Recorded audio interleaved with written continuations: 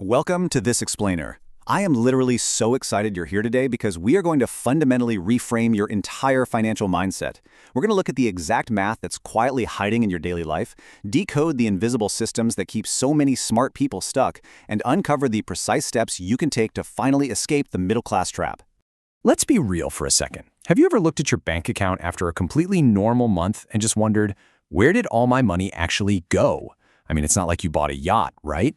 You didn't do anything crazy. You paid rent, bought some groceries, maybe grabbed a few meals out with friends. And yet, poof, the money is just gone.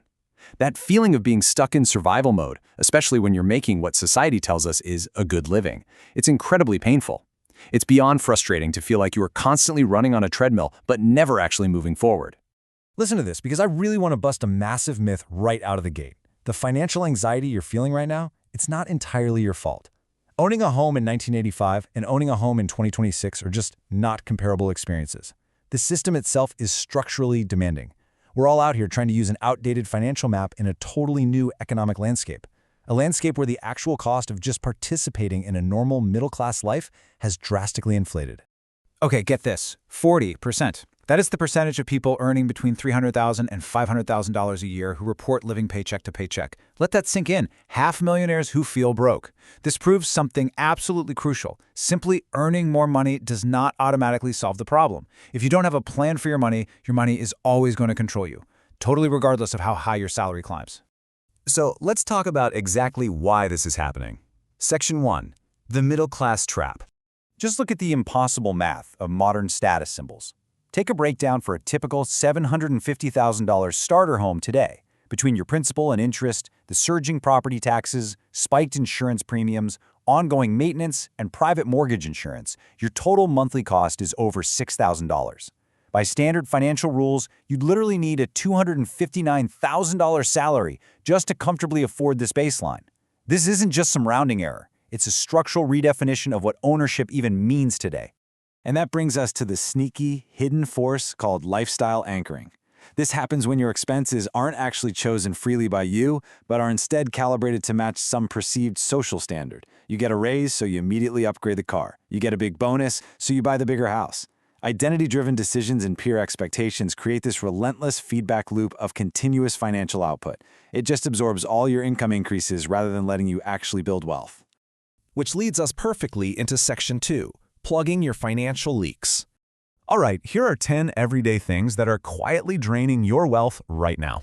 Those $20 fast food meals that used to be a cheap convenience, brand new cars that instantly lose 20% of their value the absolute second you drive them off the lot, luxury clothing logos, elaborate status vacations funded purely by credit cards, and unused streaming subscriptions, yes, all three of the ones you totally forgot to cancel, costing the average household over $800 a year, add in bloated cable packages, ghost gym memberships, upgrading your smartphone every single year for a slightly better camera, designer kitchen gadgets, and literally financing couches. Now, dropping these doesn't mean you're living in deprivation. It just means refusing to pay for overpriced depreciating garbage. And this brings us to a real turning point, a crucial realization about real wealth. You essentially have a choice. You can focus on looking wealthy, which involves heavy status spending, high debt, and this constant grinding anxiety to keep up appearances, or you can focus on being wealthy, which is characterized by hidden investments, driving a reliable 4-year-old used car, and possessing deep, quiet financial security. For the vast majority of us, you just cannot do both. So how do we shift over to being wealthy? Let's dive into Section 3, the 15-65-20 Wealth Blueprint. I am absolutely obsessed with this system. It is exactly the breakdown the top 1% use. 15% goes to your future. And you move this into investments the absolute second your paycheck hits. You pay your future self first, no exceptions. 65% goes to living, covering your non-negotiable essentials like rent and groceries. And that final 20%, that is for freedom. You use it to aggressively attack high-interest debt and build up a bulletproof emergency fund. But hey, let's pivot from the macro picture down to the micro level for a second. It all starts with what we call the $5 seed. Even if that 15% calculation for your future is literally just $5 right now, move it anyway. Automate a tiny $5 transfer today to hire your very first money workers. Look, it's not going to make you rich tomorrow, but it fundamentally rewires your brain. It trains you to prioritize your own long-term security over immediate gratification. And once you start planting those seeds, we hit Section 4, the 10K survival milestone. Getting there is way more accessible than you might think. Let's look at this sprint to $10,000. By making tiny, almost unnoticeable lifestyle tweaks, like just brewing your coffee at home, actually auditing your subscriptions, delaying tech upgrades until your phone genuinely breaks, and reducing how often you dine out, you generate $4,600 in annual savings. That means you can cross the 10K milestone in just over 2 years, all without getting a single raise or promotion. Now, why is 10 grand so magical? Well, the crucial point here is understanding the bandwidth tax. Financial stress literally consumes your brain's cognitive capacity. It forces poor, desperate decisions because you are constantly operating in a state of fear. Hitting that $10,000 milestone completely eliminates this tax. Suddenly, a $2,400 emergency vet bill or a massive car repair transforms from a life-ruining crisis into just a minor inconvenience. You sleep better, you think clearer, and you make wildly better long-term choices. With that tax gone, things speed up. Section 5, the 20K growth shift. This is where it gets incredibly fun. Think of compound interest like a massive boulder rolling down a hill. Getting your first $20,000 might take 19 months of grueling uphill discipline. But your second 20K? That only takes 17 months because your existing money is now generating its own returns. And down the road, generating that exact same $20,000 might only take 5 months. Compound interest magically shrinks your timeline to wealth. At this level, you experience a complete identity shift. You officially move from survival mode straight into growth mode. Because now, you possess what we call walking away money. You are no longer trapped by a toxic job or a bad boss because you can literally afford to leave. And that power, it allows you to negotiate harder, take strategic career risks, and actually view unexpected life events as opportunities rather than existential threats. And that brings us to the final and maybe most important piece of the puzzle, Section 6, upgrading your real wealth.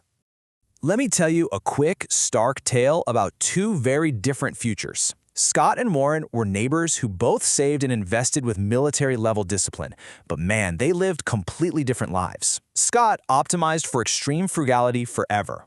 He denied himself absolutely everything, which unfortunately resulted in chronic illness and a really strained family dynamic in retirement.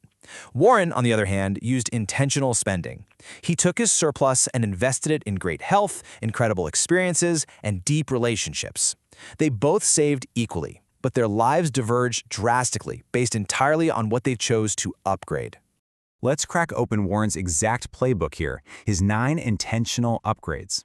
He didn't just hoard cash, he invested heavily in high-quality sleep and fitness, meaningful family experiences, an ergonomic workspace, a brilliant strategic tax CPA, a fiduciary financial advisor, buying back his time with cleaning services and TSA PreCheck, fiercely protected family time, high ROI skill education, and charitable giving. Notice something here? These are not expenses. They are compounding infrastructure for a healthier, longer, and vastly more successful life. And I just have to pause on that professional help for a second because this quote hits the nail on the head. Taxes are the largest expense for most high-income individuals and also the expense that can be negotiated the most. By buying world-class expertise like a tax strategist or a flat fee advisor, you generate returns far, far greater than whatever the upfront cost was. Proactive wealth management essentially pays for itself many times over. At the end of the day, the absolute core takeaway of this entire explainer is this. Money should activate possibilities, not merely replace them. The goal of all this math, all the budget auditing, and all that early discipline isn't endless, miserable deprivation. It's about designing a customized life of absolute freedom, deep human connection, and vibrant health that you actually wake up excited to live. Which leaves us with one final incredibly important question for you today. What are you going to do with your next $5? Are you going to just hand it over for an overpriced, depreciating convenience? Or are you going to stop the leaks and plant your very first seed today? The choice is entirely yours.